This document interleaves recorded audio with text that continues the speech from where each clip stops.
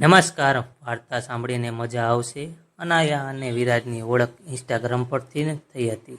શરૂઆતમાં માત્ર memes share થતા, પછી રોજ વાતો થવા લાગી. ધીમે ધીમે બંને એકબીજાની આદત બની ગયા. સવારે ગુડ મોર્નિંગ ને રાત્રે સ્લીપ વેલ. બધું ફિલ્મ જેવું લાગતું હતું. પણ એક વાત અજીબ હતી, અનાયા ક્યારેય વિડીયો કોલ કરતી જ નહોતી. હંમેશા કહેતી, એક દિવસ સામેથી મળીશ, પછી બધું બતાવી દઈશ. વિરાજને પણ એનો અવાજ પૂરતો જ લાગતો હતો. 6 મહિના પછી બંનેએ પહેલીવાર મળવાનું નક્કી કર્યું. સ્થળ અમદાવાદનું એક જૂનું બુક કેફે હતું. વિરાજ આખો દિવસ ઉત્સાહમાં હતો. નવી શર્ટ, પરફ્યુમ, હાથમાં નાનું ગિફ્ટ. સાંજે 5 વાગે એ કેફે પર પહોંચ્યો, પણ અનાયા આવી જ નહીં. મેસેજ કર્યો, વેર આર યુ? સીન પણ નહીં.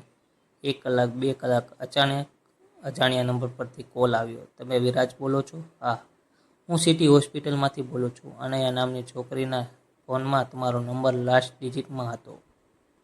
વિરાજના પગ નીચેથી જમીન ખસી ગઈ. હોસ્પિટલ પહોંચતા જ ખબર પડી, અનાયા છેલ્લા 1 વર્ષથી હાર્ટ ડિઝીઝમાં સામે લડી રહી હતી. એ દિવસે વિરાજને મળવા નીકળતી વખતે રસ્તામાં એની તબિયત ખરાબ થઈ ગઈ. નર્સે વિરાજને એક નાનો બોક્સ આપ્યો.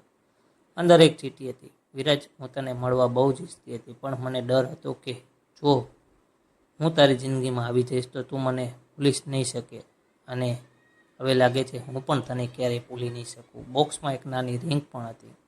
વિરાજ આખી રાત હોસ્પિટલની બહાર બેઠો રહ્યો.